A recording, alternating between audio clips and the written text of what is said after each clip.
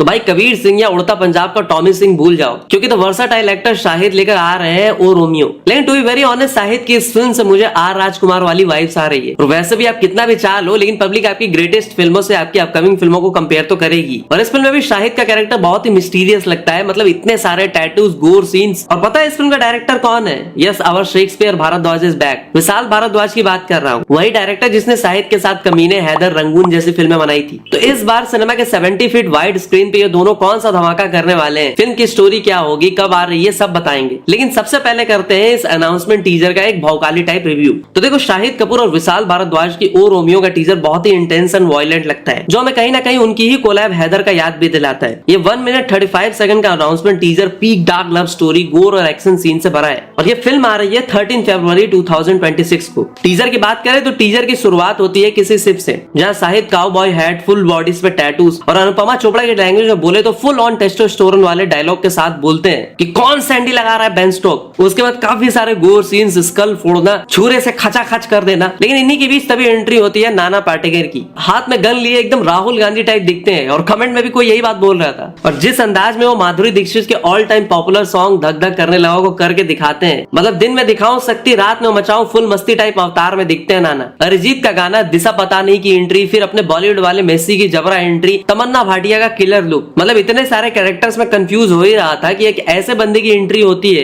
कि अगर स्क्रीन पे उसका नाम लिख के नहीं आता तो मुझे क्या, किसी को समझ नहीं आता कि ये कौन है। और ये मस्कुलर फॉरेनर जैसा दिखने वाला बंदा कोई और नहीं बल्कि अविनाश तिवारी होता है। हाँ, वही लैला मजनू, सिकंदर का मुकद्दर, मडगांव एक्सप्रेस वाला बंदा। बट ये तो कुछ भी नहीं है, क्योंकि तभी एंट्री होती है शरारत वाली नानी यानी कि फरीदा जलाल की। और उनका वो डायलॉग के इश्क में आशिक तर जाए तो रोमियो, मर जाए तो चूतिया। कॉपीराइट का चक्कर है, वरना लगा देता। शरारत वाली नानी फरीदा जलाल ऐसा डायलॉग बोलेंगे, किसी ने नहीं सोचा था।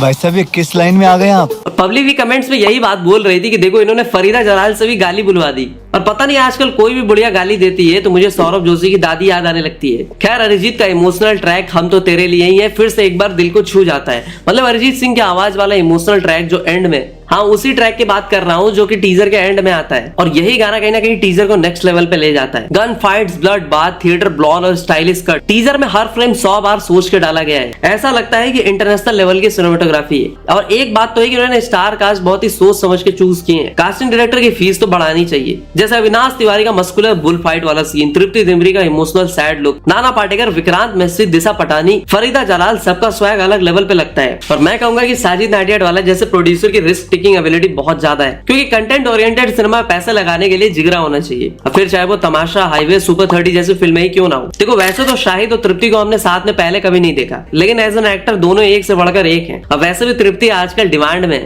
वो भाई so called highest paid actresses को भी रिप्लेस कर दे रही है। हाँ, तो अब ओ रोमियो की स्टोरी की बात करें तो देखो, पूरी स्टोरी तो अभी रिवील नहीं हुई है, लेकिन IMDb के अकॉर्डिंग ये पोस्ट इंडिपेंडेंस मुंबई के अंडरवर्ल्ड में एक सेट डार्क लव स्टोरी है। शाहिद का कैरेक्टर ऑब्सेशन, रेज और बिट्रेयल से बड़ा गैंगस्टर है, तो वही तृप्ति दिमरी के साथ वो वन साइडेड लव और रिवेंज पे फोकस करता है। अब देखो, फिल्म रिलीज हो रही है 13 फरवरी 2026 को, जो कि मेरे अकॉर्डिंग एक परफेक्ट टाइम है for release of such films. वैसे भी इसी टाइम पे पिछले साल छावा जैसी फिल्म आई थी, जिसने 800 करोड़ का पहाड़ जैसा नंबर पोस्ट किया था। ऊपर से हैदर के बाद विशाल भारद्वाज और शाहिद का ये कोलैब, मुझसे लिख के ले लो, ये 2026 में एक बड़ा बेंचमार्क सेट करने वाली है। और इसीलिए इस अनाउंसमेंट टीजर के बाद से ही ट्विटर से लेकर रेडिट हर जगह पे फिल्म को लेकर डिस्कशन स्टार्ट हो चुके हैं। वैसे आपको ये टीजर कैसा लगा, मतलब सबसे बेस्ट पार्ट क्या लगा, कमेंट में बताओ। तो मैं मिलता हूँ आपसे अगली वीडियो में, तब तक के लिए हर हर महादेव।